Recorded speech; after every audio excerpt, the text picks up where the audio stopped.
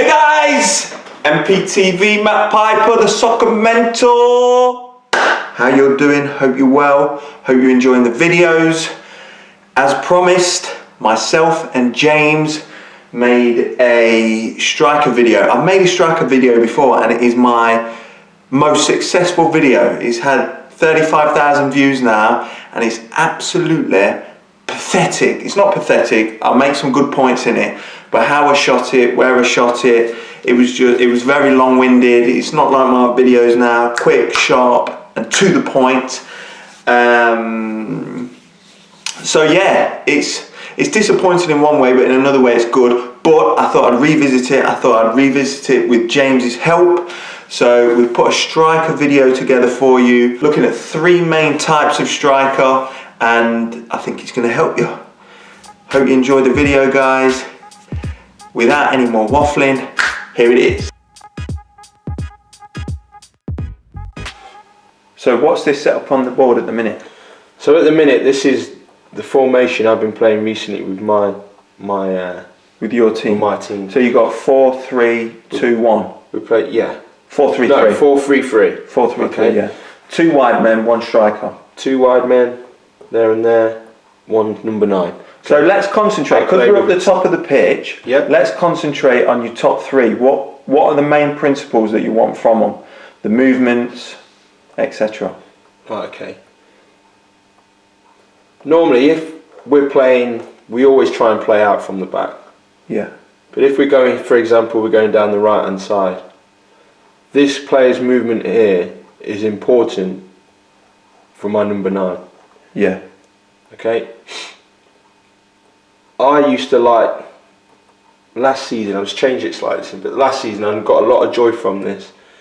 If my fullback was in a position around here with the ball, yeah, I used to like my winger to try and come in. Now, a lot of coaches I spoke to said to me that it was an unrealistic movement, but you used to get joy from it quite a lot. But I used to like my winger to come into this sort of area here. So not straight in, not straight line that way, but inwards, like on the angle there. Yeah. Okay. It asks this fullback lots of questions. Do I go tight in there? Do I stay there? It asks all sorts of questions. Also asks midfielders, there'd be midfielders there. Do I leave my man and then go and pick him up? If so, then a midfielder would be free. Yeah. Normally, the fullback would follow him in. Yeah. This is what I found. If I was playing fullback, I'd follow him in. And last year I had a really quick number 9. So on that movement there, that opens up the channel. That opens up the channel. And that's what you're looking for. And that's what I'm looking for. So as soon as that channel opens up, he would make a curved run into this space here when the ball would be played. Just the ball, yeah? Yep. Ball could be played in down the side there. Okay? In down the side.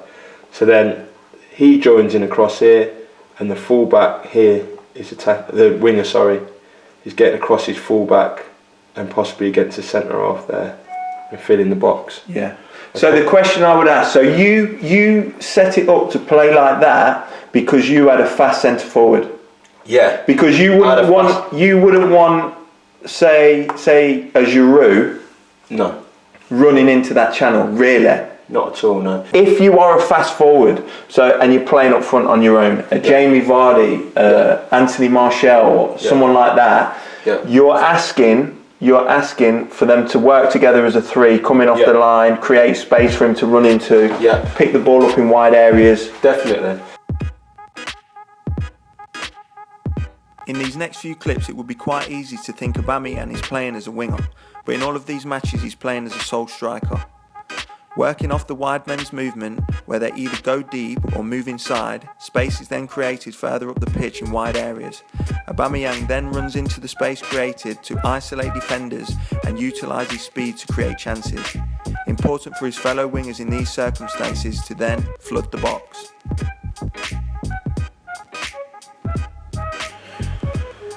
So, just quickly, you've heard us talk about fast strikers trying to work off the movement of the winger to try and get into these areas to isolate defenders, to try and take them on, create chances, and these 2 guys get in the box.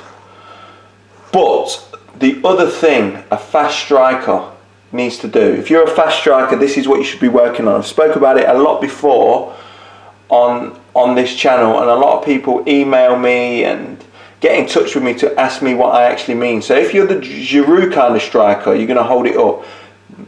Most of the time, them kind of strikers, not very quick, very good at holding the ball up or flicking it on, plant themselves in front of one of the centre backs. All right, they work off one of the centre backs so they can touch, they can feel him, they can feel where he is, and then they can bring other players moving off the lines, or their midfielders coming from this side. They can bring these guys into play with the ball. But if you're a fast striker, and I talk about playing off the shoulder, this is really important, guys. They plant themselves on the shoulder of defenders, all right? So they're not here like your Giroud kind of striker, your Aubameyangs, your Theo Walcotts, your Jamie Vardys. They plant themselves on the shoulder looking for balls over the top. Then it's a straight race. If you're in front, you've got to go round the defender to get onto balls over the top or play down the side.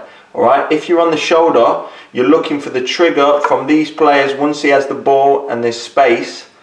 If you're on the shoulder, you can get in a lot easier. All right. It's important to play on the shoulder so you know you're not offside. Watch Aubameyang in these next clips. Always plays on the shoulder and between defenders.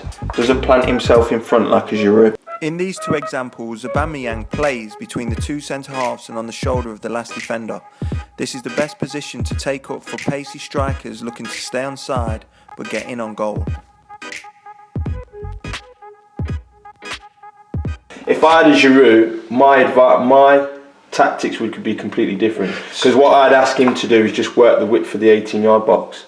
Okay, and bring other players into play with his back to goal. Yeah, bring other players in. We can play patiently in here, get the ball to his feet. Then you're asking your number 10 to join quickly. You're asking your fullback to make those runs, wait for triggers, so your fullback switching off there, keeping an eye on the ball, forgetting where you are. Can you make a run directly across him and straight into the box that way? So maybe ball into the 9, back into the 10 here, who's playing in behind.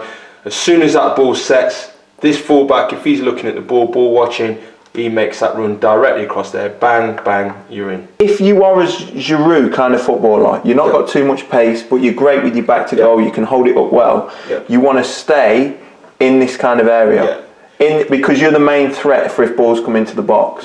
But also, you don't want to get too wide because then there's no point target to hit. Old fashioned. Yeah. You almost want it, if your wing is 1v1 here, you don't really want him coming in here. You want him peeling away and getting on there and try and leave him 1v1. Pulling on to the furthest defender. Pulling on to the furthest defender. And then getting this guy again looking for triggers, maybe to even come in here or even play in between there.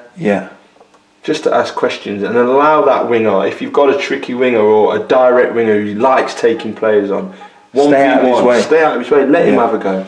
Let him try and take him on. So yeah, that's how I'd go with that. If you are the Giroud type of striker, pull in front to centre backs, get close to them and feel for them. Play the ball off to advancing teammates. If players have advanced your position, move off the defender to create enough space to make a forward passing angle. This type of striker also needs to be capable in the air, directing balls to teammates and creating chances. Remember, you can also make effective passes with controlled headers.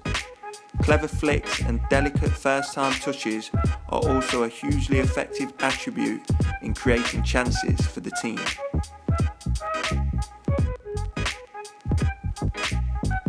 So if you're playing one up front, you're looking at two different types. You're looking at the guy who stays within the width of the 18-yard box, who's going to hold the ball up and bring players into play with his back to goal. And the other type of centre forward, if you've got a little bit of pace and you can take people on, you want to try and look for triggers from your wingers moving inside to try and get on the outside in these areas here to pick the ball up and isolate defenders. Yeah, exactly that. Just quickly, two up front. Two up front. What would you want your two doing up front? Well, modern football, I believe, modern defenders, Yeah. have forgotten or have not been coached on how to deal with two. Most teams now that play two up front seem to have quite a lot of success. Because teams now are more possession based, more playing out from the back, seem to forget about the defensive principles. Yeah. So a lot of teams that play two have a lot of joy. Leicester have been doing it in the last 10 games. But when they drop possession, Okazaki seems to do this, doesn't he? Yeah, I think a lot of teams that play two up front do, don't they? Yeah. And when they've got it, then one of them drops Okazaki's- into more that number 10 role, out of possession. So just say here, for example, one of our fullbacks gets on the ball. Again, we're looking for wingers to probably go high or be clever, try and go in there. Normally, if they're playing as a pair, you would want one of your strikers to come and show him feet, and the defender would go in with him. But of course, if that happens, that leaves a lot of space in behind. So there you're asking for this forward to recognise that the one's dropped in there, maybe to try and get it to feet, and maybe make an arced run in behind into the space, and maybe we can miss out the winger And get him in, that way down the side. Brilliant. Also with this one here that comes into feet, we need him really to check away to come back to create the space. To create that space. Because if that run isn't on, or this one steps and he's offside, and that's recognised by him, we can give it feet. Yeah. We can play into his feet. And he may, because of that little movement there, he may have created just enough space to get a good turn on. Yeah. Or at least to lend the ball back. Yeah. And then once you do get the turn on, if you can, you've got the space, then you're looking to link with your other striker and your two wingers.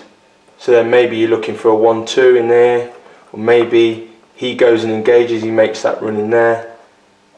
That defender would follow him because you don't cross over there, surely you don't. Yeah. And then this wing is creates probably the space for the far winger. Yeah.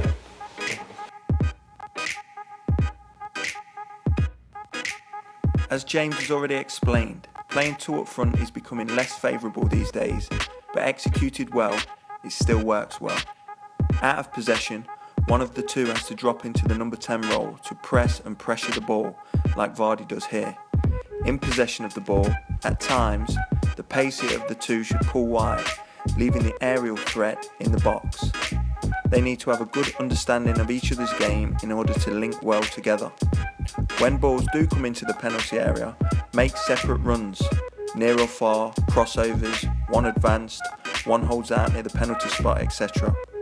Important to never play flat together, work in unison but offer different attributes to the team.